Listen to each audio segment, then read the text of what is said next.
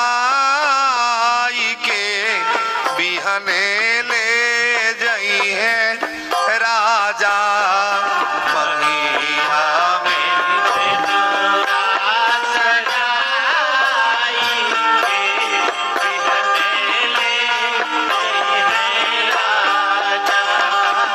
मंगिया में से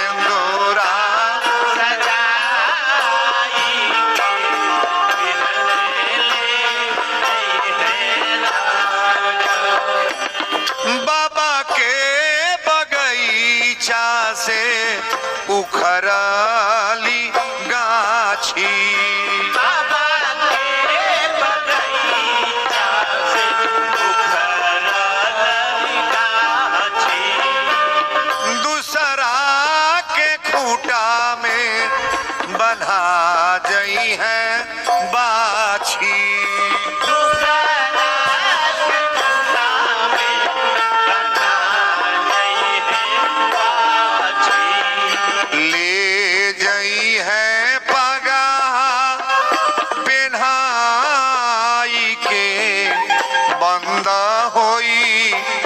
दरवाजा मंगिया में सिंदूरा सजाई के बिहने ले जई है राजा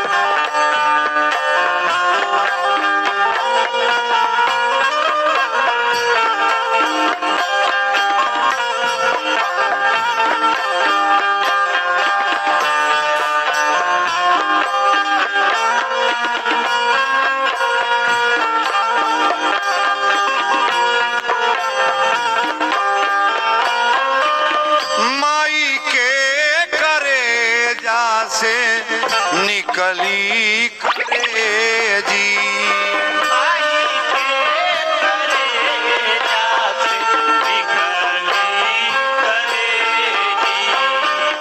माई के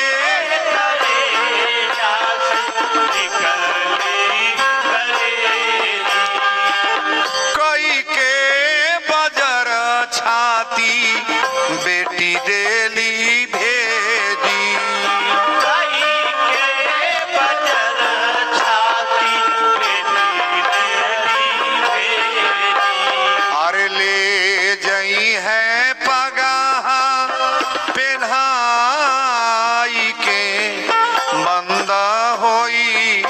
दरवाजा मंगिया में सिंदूरा सजाई के बिहने ले जई है राजा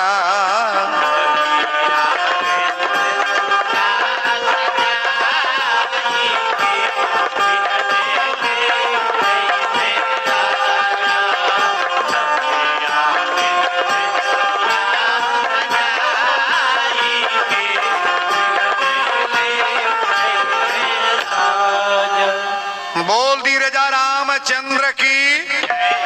अच्छा जौन है बिया है के गीत दो लाइन गौली हाँ ई केकरा केकरा अच्छा लगा तनी हाथ उठाए देखी नहीं निकल लगल है हो बजाओ ताली बरिया रे। आज भगवान के बिया है तनी मन न मारे लोगन तनी तनी फरहर रह लोगन ओए मैं बुझा तक अथी हो जाता लोगन। बोलो सच्चे दरबार की। इतनी पर तो हमनी के यहाँ बारात आवता चाहे तिलक आवता तो बाप हो वो जितना खर्चा वो लाइट या माई का दुआरे के व्यवस्था में बा उतना डेंट पेंट में लागता। गली गली में ब्यूटी पार्लर खुल गए का जानी नक्शे बदल देता ना सोका है तोरी ब्यूटी पार्लर। अरे भगवान जो असली दिले बने असली के व्यवस्था बनावा है जितना जलपोआ बुढ़िया बैठल बड़ी सो कबो गल बड़ी ब्यूटी पार्लर में नहीं दिन बीत गई। समाज ऐसा बदलता जा रहा है क्या कहें क्या ना कहें। असलियो चेहरवा बिगाड़ के थारा जाता चिन्हाते लेकिन नकवा कौन और बा टेढ़ बा की सोच बा ये सब मेकअप होता का कहीं अब का ना कहीं। हम एजू को बात नहीं अपने यहाँ के कहता।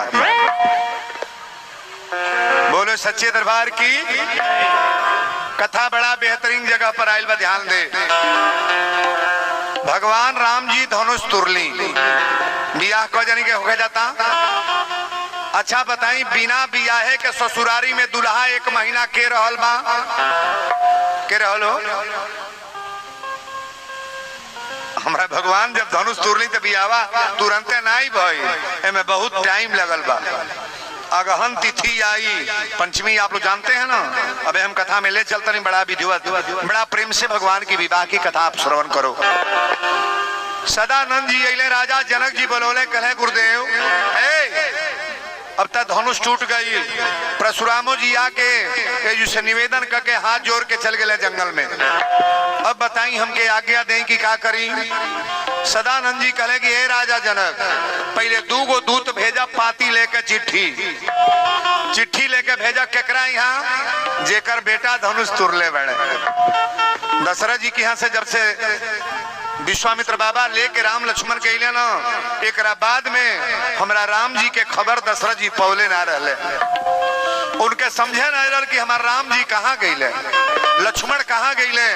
लेकिन आज खबरों मिला था तो नीमन की बाबू दशरथ जी खबर नीमन पहिया की बाबू बेटा नौकरी करे गईल बा और सुंदर खबर आवे फोन आवे कि बड़ा रुपया कमाता नहीं माई निमने बानी तो खुश होई कि नहीं आत्मा। आई खबर गईल कि अब गईलो बाद दारू पी के ढहत तब वो करे जा गदगद हो जाई। तुरंत माई कहीं मल छौ तू घरे आव घर ही है जो पी के फर पर ना करबे। माइयो बाप के बड़ा ललसा रहे कि बेटा लायक हो नहीं होला। कौन ऐसा पिता होगा जो नहीं चाहेगा कि मेरा औलाद अच्छा हो सुंदर काम करे सुंदर तरीका से रहे समाज में मेरे परिवार में कोई दाग न लगाए।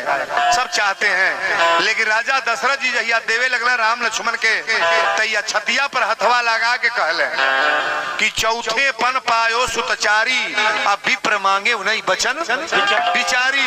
विचार करके मांगना चाहिए आप राम लक्ष्मण को क्यों मांग रहे हैं। राम देत नहीं बन तो गोसाई जैया राम लक्ष्मण के दिले तैया दशरथ जी रोले कि ना बहुत रोले। लेकिन आज ये खबर आवता गदगद होके वाला बड़ा ध्यान से सुनो। 2 गो दूत सदानंद बाबा कहली कि राजा जनक से कि जनक 2 गो दूत भेजवावा चिट्ठी लेके और राजा दशरथ जी के वहां पाती चल जा। आई पाती में बता दी है कि राम जी धनुष तुर्रे बने और अयोध्या से बारात साज के लेके मिथिला में आई और बाबू के बियाह होखो। आज जब ये दूत गईले तो जब अयोध्या में गईले तो भरत शत्रुघ्न खेलत रहले। एगो दूत कहला से दादा इता जनकपुर में रहल लोग को बेजू आ गल। भगवान का पहचान करना बड़ा मुश्किल हो जाता है ना। हमारे जैसे राम जी हैं वैसे भरत है और जैसे लक्ष्मण है वैसे शत्रुघ्न है। ये चारों के चेहरा में अरे महाराज क्या कहें हम। एक बार जन्म हुआ है एक बार जन्म और एक बार मूड़न एक बार जनेऊ संस्कार एक बार नहीं दोनों भाई से बिलक करके धनुष तोड़ने के लिए महाराज जी के जग में गए हैं। लेकिन धनुष टूटने के बाद विवाह एक का होगा कि 4 का बियाह एक के साथ है भाई। लेकिन अयोध्या का कष्ट एक जगह हुआ जहां राम का वनवास हुआ। भाई से जब बिछड़ता है ना बड़ी ऊंची बात मैं बोलने जा रहा हूं बहुत ऊंची बात।